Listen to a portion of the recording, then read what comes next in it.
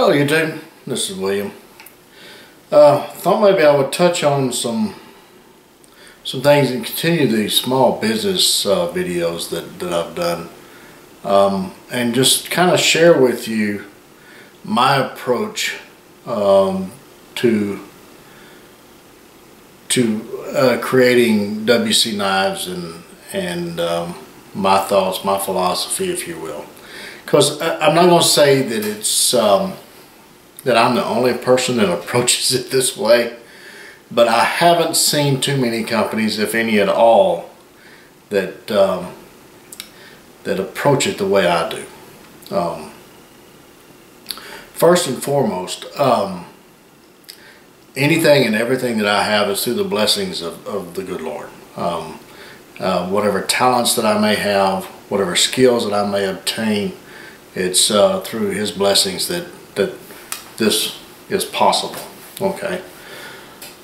Now, when I first started WC Knives, I didn't, or my goal was not to make knives per se. Okay. Yeah, that's what I do, but that's not what I'm building. What I'm building is a brand. So when you see this logo right here on a knife blade, you'll know what's behind that logo. So I'm building this brand, just like, you know, the old Western novels, Ride for the Brand. So that's what I'm striving to build. Now, in order to do that, there's different steps that I take that is kind of unusual. Okay. First of all, I have a group of trusted people who I rely on. I have spent my adult life from the time I got out of the Air Force, and even when I was in the Air Force to some extent, of managing teams. And within those teams, there's a lot of interactions, there's a lot of discussions, there's a lot of bouncing off of ideals. We were building projects, and there is every day, almost every hour, there's challenges that come up, and the more minds you have working on that challenge, the better or the best solution you're going to find, and the quicker the solution you're going to find. Instead of one person making all the decisions, thinking about the same problem over and over, you're going to get into a rut and maybe not find the best solution. But if you have a group of people that's like-minded, that kind of think a little bit outside the box, if you will, or maybe even a little bit strange as you are, if you will, then if you can just bounce off ideals, then more times than not, you're going to find a solution that you never thought of by yourself. And it may be you that comes up with the solution, just bouncing things back and forth. It may be someone else. That's part of a team. And like I said, I for my adult life, up until I started WC Knives, that's what I did, was I managed teams, project teams, that we built some fairly large projects. I mean, in the commercial construction world, we built some large prisons and you know, in the multi-million-dollar range. So you know, and from that background, that's how I approached WC Knives. Once I realized that, hey, this is going to be a company. This is not a hobby anymore. This is what's going to be my job. Then I said, okay, let's take what I've learned throughout my adult life, my managerial life, if you will, and we're going to apply this to this company. So instead of having board members, I have ambassadors, if you will. And I try to gather ambassadors from different regions. I have Pano up in Canada.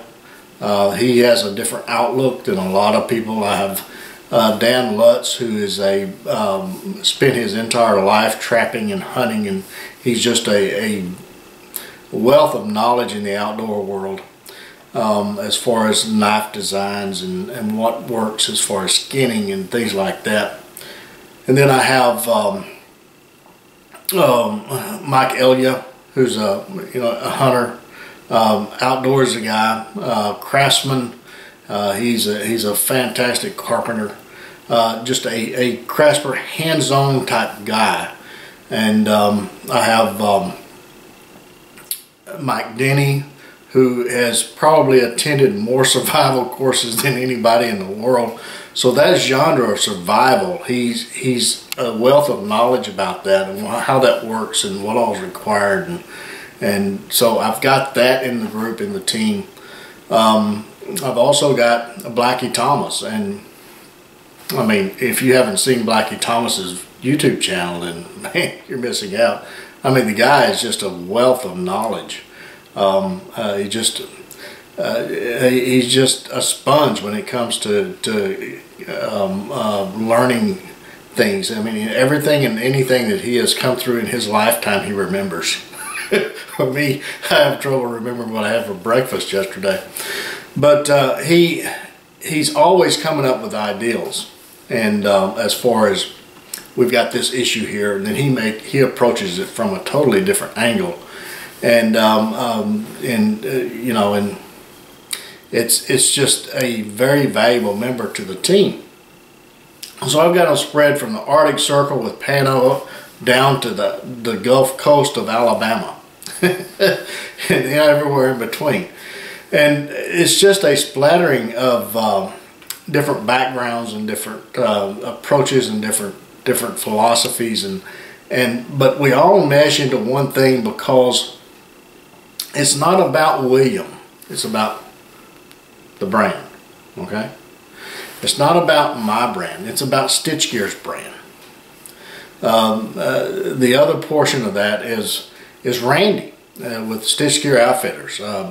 His approach and his philosophy to think outside the box and redesign and bring a quality sheath to the other products that I in my brain come up with. Sometimes it work, sometimes it don't. That's what that team is there for. I send it out to the team plays with it a little bit and say, hey, you need to get back to the drawing board. This ain't working. Or they may look at it and say, hey, yeah, you got something here. You need to do something here and there, and we'll work it out. So that's what the team concept is all about. And it takes time. Not many companies out there is willing to take the time to research and develop an item. The WCSK, it took about 3 or 4 months of heavy use between me, Blackie, and Dan to tweak this design and get this design to where it was at, and the heat treat. I mean, that's all part of it. If the heat treat in the knife is not going to withstand what you want it to withstand, then what's the point? Okay? So my approach is to take a knife and make it, not change the wheel. If you're going to say, I want to take the wheel and I want to make it better.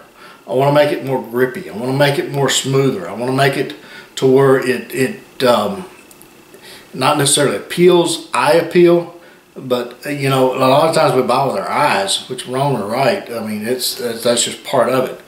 But that's the least amount of what I'm concentrating on. I'm concentrating on the functionality of that wheel, if you will. So I want to make sure that wheel is wide enough to do in certain terrain. I want to make sure it's soft enough to go over rocks without puncturing. I want to make sure that it's a better quality product that does more tasks than just the basic round solid wheel. Okay? It's still a wheel, but it just does things better. That's what I'm looking for, and I want to make sure that it does more things better than just a Goodyear. I want to make sure it does a Firestone, Goodyear, and all of that in between. Okay? hope that explains it a little bit. And in order to achieve that, I have a team. And that team, we go through the gauntlet on some of these knives, on all of these knives.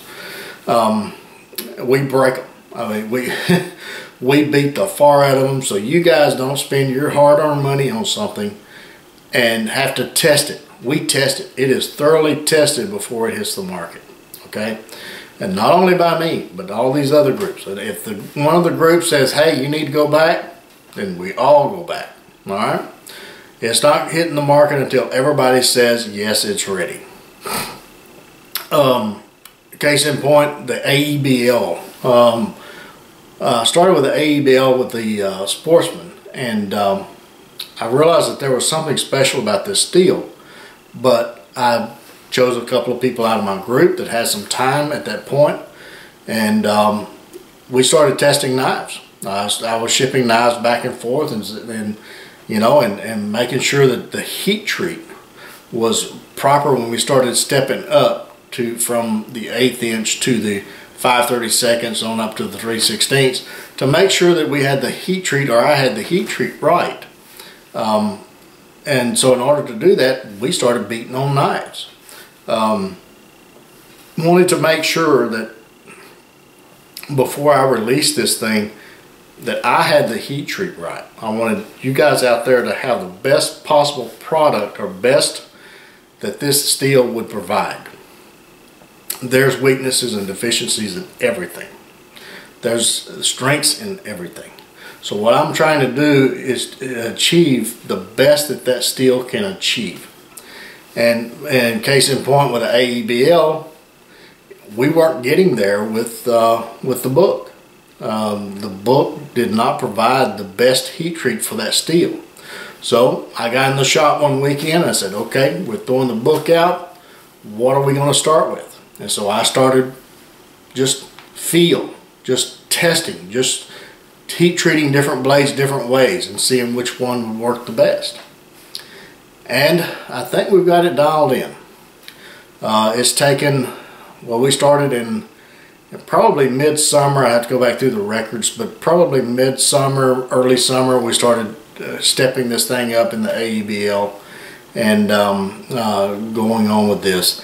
So it's taken almost 6 months to get to this point. And I think that we're in the final stages of testing. I've got 2 more people that's going to be beating on the test SK. Once we achieve that, then we're going to release. We've already released the 5/32 in the Saner Scout in AEBL. We're confident with that. The SK, I mean, so far I'm confident in it, and everybody that's tested it thus far has been confident in it. We've been passing around some videos of what we've been doing and things like that. It's impressive. It really is. It's a steel that has got a bad rap, but it's one of those steels, if you don't heat treat it right, it's not going to perform right. That's with any steel. 1095, if you don't heat treat it right, it's not going to perform right. So if you get a steel and you know that it's a quality steel and it doesn't perform to your expectations, it's not the steel, it's the heat treat. Okay, so anyway, that's my approach. I am not building knives to sell per se. I'm selling a brand. Okay, I am selling this right here, and this is not just any brand. This is my name, WC, William Collins. That is my brand. I'm putting my name on every blade that goes out of this shop, because I touch every blade that goes in and out of this shop. I am the only one that touches these blades. Once they're water jetted, the blanks, they come into this shop and I grind them, I heat treat them, I put handles on them, and then they go out to the customer or to the sales with Randy. So I just want to give you guys kind of my philosophy and my approach to WC knives, and my thought process, and how I work, how I operate, and to say thank you guys, all of my ambassadors out there. I appreciate it. Even customers, they're shouting the praises of the brand. Okay, the brand WC Knives. It's not about William. It's about the brand. All right, and if you can trust the brand, you'll come back and back and back and back. That's the idea. I got a feet just like everybody else. Until the next one, you guys get in the backyard with it on a stick. Be sure and take plenty of Band-Aids and lots of knives with you. We'll catch you again soon. Bye.